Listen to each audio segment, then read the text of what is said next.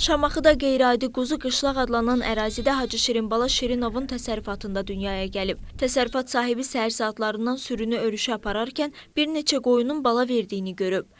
Əlində gördüyünüz quzu öz qeyri-adiliyi ilə fərqlənir. Belə ki, Şamaxıda təsərrüfatların birində baş verən bu qeyri-adi hal demək olar ki, hər kəsin marağına səbəb olub. Quzunun 4 yox, 5 ayağı var. Dırnaqların sayısı isə 11-dir. Bu da görünməmiş bir hal kimi qeyd olunur.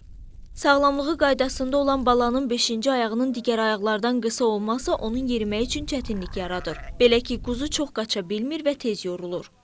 Quzunun yeməyi, içməyi normaldır. Anasının arxasınca hərəkət eləyə bilir. Bu quzunu böyütmək çətin olmayacaq ki? Olmaz, mən elə gəlir çətin. Çobanlar belə hadisə ilə ilk dəfədir ki, rastlaşdıqlarını deyirlər.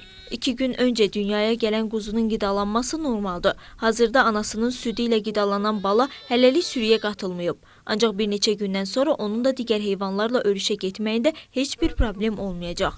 Gülgəz Mustafayeva, Rəşad Aydın, Cavanşir Seyfəddinoğlu, Şamaxı.